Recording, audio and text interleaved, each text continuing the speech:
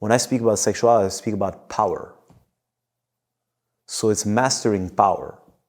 And it's mastering natural power, nature's power. That's why it's associated to goddess. It's not penis vagina. So there's this obsession. Men, women, people are obsessed with the gonads. They're like in, I don't want to quote Sigmund Freud, but they're still stuck in the anal phase. Like they're just obsessed. And so when we speak of sexuality, it's like, it's their organs, and it's pictures of porn, or pictures of their fantasies in their mind where they're making love on the beach, or whatever the fuck turns you on, right? When I speak of sexuality, I'm not thinking about that. It doesn't exclude that. It's just not that. It's sexual power. And I've said it before in videos. I suppose it will not be obvious for people to understand right away, but it'll resonate. It's like, my penis is the extension of myself. So when I speak of sexuality, it's like, or a phallus, I'm the phallus. I'm the obelisk. My whole body is connected to nature power. And my penis is the plug. So whether I plug it in or I don't plug it in, it doesn't really matter. If there's a reason to plug it in because I got to supercharge something, then be it. Right? Give it like let's activate something. But otherwise, so again, what I'm trying to say is like, each time we speak of sexuality, your average person just obsessed with organs, a hole, I'm going to stuff my cock somewhere in some kind of hole, or in between a pair of tits, or whatever the hell, whatever it is. That's, I don't want to say it's wrong, it's not wrong, whatever works for you, but it's like, that's very limited. And myself, I had to go through a big deconditioning process because my mind was obsessed. And when we spoke about sexual mastery, although I had a deep instinctual, it's like go in that direction, is this. I had my own fantasies of what sexual mastery is. And it was always based on some kind of egotistical thing, meaning I'm going to be able to bang the most beautiful women and give them it's always the same. I'm going to give them 1 million orgasms and I will be declared the greatest lover that has ever existed. What is that? If it's not just lust, greed, ego, attachment, and ego. If I didn't say ego twice. Anger. It's always the same.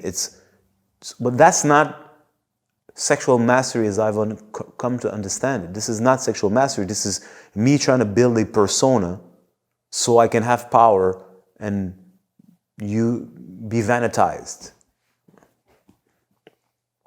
So that's of course what I thought, because this is what my so-called ego wanted, because I felt sexually, I don't want to say impotent. I wasn't sexually impotent, but I wasn't in my mind the supreme master of the universe sexually like every man wants to be or pretends to be. So I knew I had a fear of it, but my realization of the fear was minimal compared to my fantasies. The realization of the fear was big enough to take me on a journey, a genuine, sincere journey to want to learn, but you have no experience, nor do you understand what you're about to learn. Right? When you go to, let's say you go into a new school, let's say you're going to go learn the flute. What do you know about the flute? You may have a genuine desire to learn the flute, and the rest is your fantasy. Then if you have a teacher, he sits down and starts to teach you the flute, very quickly you realize it's not what I thought.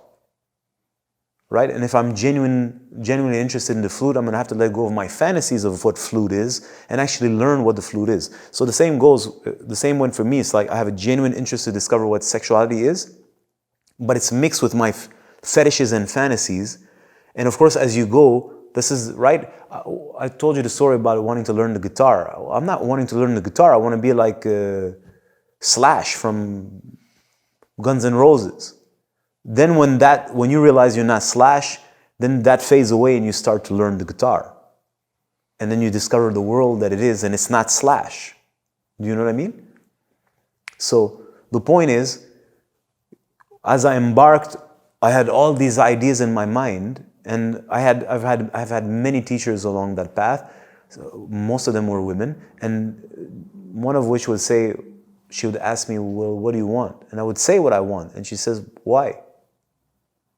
Very genuine answer, very, very genuine question. And these were ex-prostitutes very often, you know? which is another subject. And she would say, why? And I would come up with my big answer, because I want to conquer pussy. You see? And that's what she was trying to point at. Like, you want to conquer.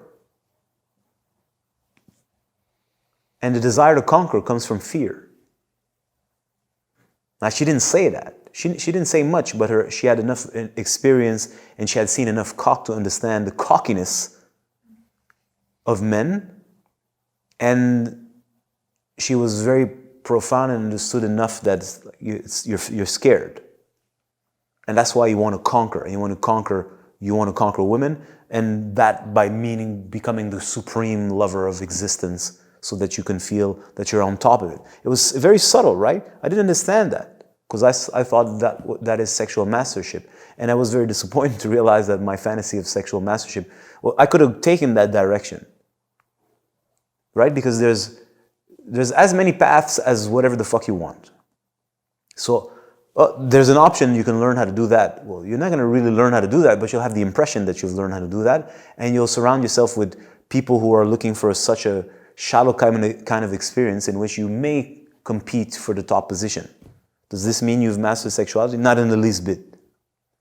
So there was an exit there. I didn't take it because that's not really what I want. I want to discover something deeper, which is, it's a surrendering to powers.